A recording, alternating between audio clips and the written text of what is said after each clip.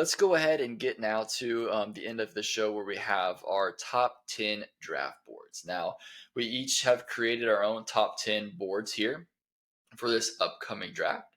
Chase, I'd love to hear your top 10 board here first. Yes, absolutely. So, do you want me to start at the top or go from the bottom? You want me to give you my number one player? Or? Let's count down. I like it. Let's go from 10 down. Let's do it. So 10 is Devin Witherspoon from Illinois cornerback. 9, I've got Paris Johnson Jr., the only tackle making my top 10. At 8, I've got the Oregon cornerback Christian Gonzalez. At 7, I have Bryce Young. At 6, I have CJ Stout. 5, I have Jalen Carter. 4, I have Bijan Robinson. 3, here it comes. Choo choo. The Anthony Richardson train. At number 3, I've got Brian Branch at 2, and Will Anderson is my number 1 guy in this draft. Okay, I love it. So a lot of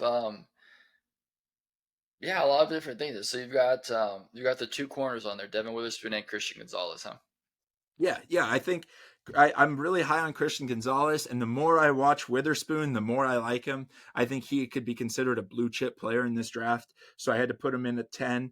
I like all three of these quarterbacks really well. I mean, I know Bryce is a little young, but important thing is this is our big board. This is not where I think they should go in the draft. I don't think Brian Branch or Bijan should be drafted over any of these quarterbacks. But Jalen Carter, and that is he's at 5, assuming that we get the Jalen Carter we've seen play and not this Jalen Carter of the offseason, right? I don't want the one that couldn't finish his workouts. That is the offseason problem. I want the stud that we've seen at Georgia. And then Bijan, we talked about him, that Bijan effect. The reason he's getting this hype and invited to the draft and, where is he going to go in the first is because he's good. So I've got him at my 4. I like it. And then another thing I want to touch on. So Brian Branch at 2, right? I heard that right. Yes. I think this guy is special. I think he is the linchpin in a defense. I think he could be a Micah Parsons type player in the defense. You could put him at outside cornerback. You could put him at slot. You can run safety. He can run linebacker if he needs to. He can rush the passer. I don't know if you want him lining up on the line, but he can definitely rush the passer. I think he is I think he's a stud. You could put him anywhere on the defense. I think his versatility because you could put him anywhere. Looking what Micah Parsons is able to do, I think that elevates him up to number 2. No, I love it. I mean, I'm very high on Brian Branch, and if you've seen any of our mock drafts, I mean, I'm in love with the guy. And it's not really typically a position that I'm very ever high on safety. I don't think you need a very good safety to be good in the NFL. But he's much more than just a safety. I love him. I love his physicality. I love how he can do the pass. He can stop the run. Just a complete player. So as far as number 2 overall, little I don't think he's as good as some of his other players, but top 10, I would agree with. And so actually, I guess I'll just go ahead and give you my top 10 here. That's a good segue because Brian Branch is my number 10. So I have him in my top 10 as well, Brian Branch. I debated here a couple other players. We can go into that, kind of the honorable mentions. But for me, Brian Branch at number 10. I have Peter Skoronski at number 9. And then another tackle, Paris Johnson Jr. at number 8. So I've got two tackles here in my top 10. I think these two are the best tackles in this class, the best offensive linemen in this class. And I think they're gonna do great things. And then I've got Devin Witherspoon at number 7, and then I have Tyree Wilson at number 6. And that was something that, like, very recently, like last night, that this has changed for me. So I can talk a little bit more about that. But Okay. at number 5, I've got Bijan Robinson. At 4, I've got CJ Stroud. 3, I have Jalen Carter. 2, I have Will Anderson Jr. And number 1, I've got Bryce Young. Sure. Bryce number 1. I thought that would be yours.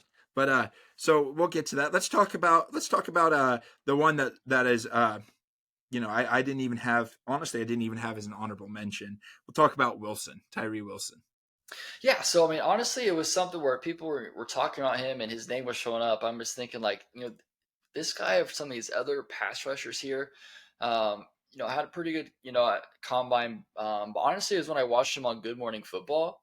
And I saw this interview they did there, and it's kind of looking at that to where it really started changing for me. I kind of went back and kind of looked at him because he was injured, right? He had the thing with his foot, so not like a whole lot of that, but looking at just like his athletic, his how he, his body, his wingspan, which you can is like what 1,000 feet long, um, and all of those just super good, and just his ability to get to the quarterback, right? Even if it's not translating in sacks, he's able to get to the quarterback to cause pressure, hurries, and cause disruption, which I think is super valuable, and he's going to be a great asset here for the team. So the fact that I have him all at number 6, he was outside of my top 10 this entire time. And then when I was just looking at that, kind of looking at it more, um, I don't know, it's just a weird thing. It's kind of I don't know, just like a click thing of him. Like, man, actually, I really like this guy. He's going in my top 10. I actually bumped Christian Gonzalez out of my top 10 to put him in. Christian Gonzalez is my number 11, my honorable mention.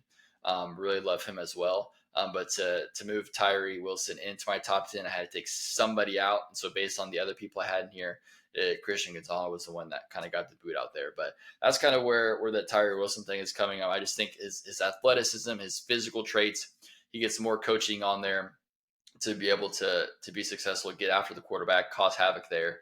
I'm really excited for his potential. Yeah, yeah, he's an athlete. I think he'd probably be on my top 15 if I had to make one. He'd definitely be top 20. I have a first round grade on him just from the fact that he's 6'7", moves fast, and he's got that wingspan. I think they've seen that they compare it to Giannis Antetokounmpo from the NBA. So he's got an NBA caliber wingspan as a defensive rusher, edge player. So I like him. I'm not hating on the pick. I like it. That was just a guy that I think I rated just a little bit low. Maybe maybe revisit this in the week and see what I think of him. But let's talk before we get to the elephant in the room about Bryce. Let's talk about Skoronski. I left him off. He was also not my honorable mention. I think my problem with him is he's going to be a guard, right? And I don't know where I value guards on my big board. No, yeah, I get that, and that makes sense. But I just think in general, just based on what he has in college, like obviously that's what a lot of NFL scouts are predicting. He's going to be more of a guard. Obviously, we don't know that's actually what's going to happen. But I just think how he played in Northwestern, and just honestly his pedigree, of where he comes from, is just being a fantastic offensive lineman, a fantastic football player. And so I've been high on him. Obviously, I think Paris Johnson Jr. is going to be the better prospect at the tackle position. I don't think there's any question about which if he's going to be tackle or guard. But looking at Skoronski there, I liked what he did at Northwestern, and I like his potential.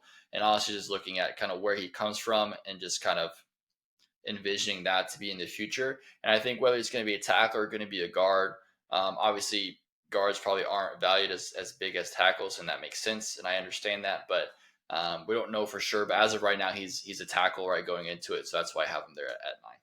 Yeah, yeah. And then I guess, maybe I judged him too harshly because they said the same thing about Rashawn Slater coming from Northwestern, getting drafted, but eighth overall or something like that by the Chargers a couple years ago. That guy looks like a stud tackle, but also he's getting comped to Zach Martin, who came in as a tackle, moved to guard, and has multiple all pro seasons there. So Skoronski, a very good player. Whoever gets him is going to get a good offensive lineman no matter where they stick him at.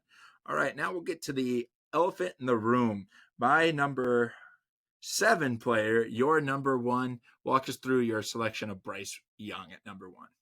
Yeah, I mean it's simple. I mean, when we talk about quarterbacks in this class, he's my QB1. Well, not by far, but my 1A, right? I have 1A, 1B as CJ Stroud, but I just love Bryce Young a lot more than I love Stroud. I'm in love with Bryce Young. I think he should be the number 1 pick. I think the Panthers have an easy decision here. To me, it's not very complicated. We'll see what happens. But and when I'm looking at this big board, just for me, what I value position wise, and that's the quarterback, is the most important thing. So I mean, you could have had him at 2. I could have Will Anderson at 1. I think he might be the better prospect. But I put Bryce at 1 just because the quarterback is just that important to me. So just the fact that the nature of the position he plays, and I think he's so uber talented, and what he can do to an NFL franchise, wherever he goes to really change that around. I have that much faith in him, and so for me, it's just that's why he's my number 1 prospect.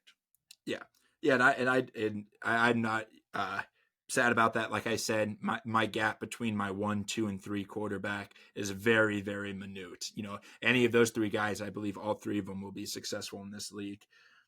And and I tried, with the quarterback. For me, it's hard to gauge position value when making a big board because obviously I want to put all the quarterbacks, up top, and I think that's probably the smart move. But I tried to maybe balance it out, and I went too far on the balance scale, balancing just the raw football potential of them. So I like this. Let's talk about the player that was the hardest to leave off of their top 10 for you. Oh, the player that was the hardest to leave off. I mean, Will Levis, obviously, hardest to leave off. Um, just kidding. He's the easiest to leave off. He's not even my top 100. Honest, the player honestly to leave off, like I said, honestly, it was Christian Gonzalez, right? So I talked about kind of what happened when I moved Tyree Wilson up and kicked him off. That was tough. I really didn't want to do it. But it's one of those things I'll probably look at it tomorrow and think, man, he's actually going to come back good. I'm going to take somebody else off. My boards are always very fluid based on how I am that day when I make it. And so tomorrow, it'll probably be, not completely different, but different. But when I was, making this here for this show, for me, it was just like, man, I really like Christian Gonzalez. He's my quarterback 2. Devin Witherspoon is my quarterback 1. So I'm putting him in for sure. And I had him in there, and I just thought, man, maybe another position of value here. And it was just, like Brian Branch and him, maybe could intertwine there, but I'm just so infatuated with Brian Branch, and you're probably, everyone's tired of me talking about that, but it's true. I just love, and it's so weird because I'm just not a fan of the safety position. So it's weird that I have this, draft crush here on Brian Branch, but yeah, I really love Christian Gonzalez. Easily can be in the top 10, like 100%. Probably should be, but that was kind of where I was at. What about you? Yeah, mine. I mean, we're gonna get a good chuckle out of it. Mine is Lucas Van Ness, and not just because he's a Hawkeye. He is a very studly player.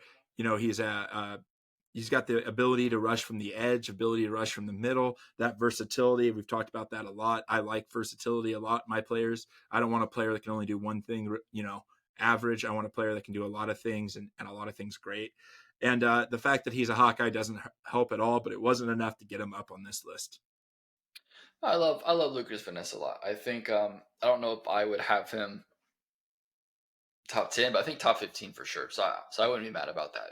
If he came up there. So it's somebody to leave off there, just based off some maybe overall talent. And another thing too, when I look at my big board, like especially the top 10, is players that I think are just going to immediately change a franchise, like immediately. And so I think any one of these top 10 players, at least for me, um, I'm not as high on the train of Anthony Richardson as you are, but at least for me here with my top 10, I think any one of these players, once they get in there, are going to be immediately able to, to change a franchise. And so my players like 11 to 15 are going to be guys that could probably do it as well, but maybe I'm not like entirely sold on to come in and actually be that franchise changer as I am for these top 10 prospects.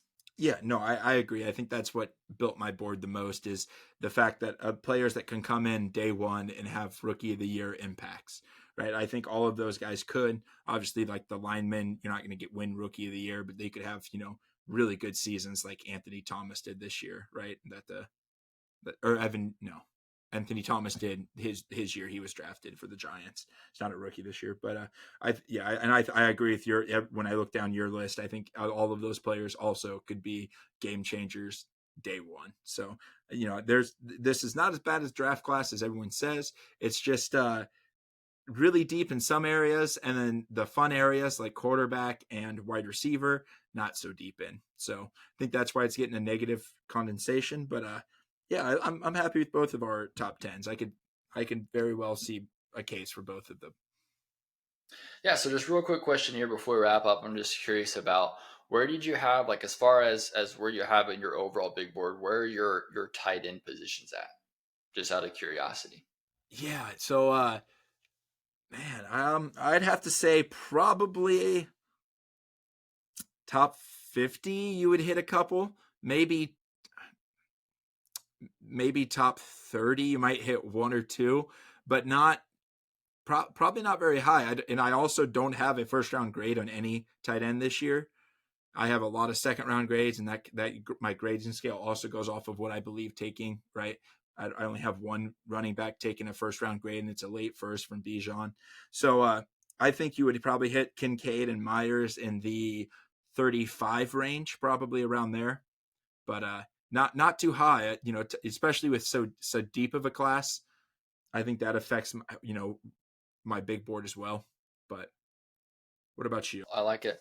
Yeah, I'm the same way. I mean, I would have two. I have two first round grades. I have Dalton Kincaid and Michael Meyer. I think are both first round caliber players to where I could see them being drafted. I don't think I would personally, just as a position wise, value that in the first round. But I think they're definitely worthy of being a first round pick. But as far as in the big board, I think over late 20s. I think for me.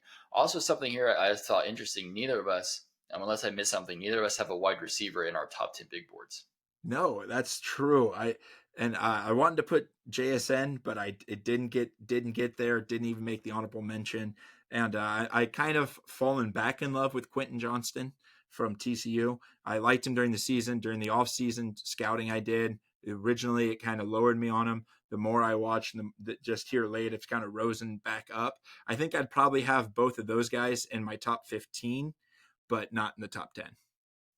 Yeah, Jackson Smith-Njigba for me is at number 12 right now. So kind of a semi honorable mention to where I think he could easily be in the top 10 and be a game changer. It'll just be kind of for me, it's going to be kind of where he goes. I think some of these other players are gonna dominate no matter what, and for him, it's going to be he's going to dominate, right? Um, but as far as what his talent can go, I think is going to depend a lot about which team he goes to. And so for me, that's why he's slightly outside of my top 10. But tomorrow I can easily put him in my top 10 because I really do love him.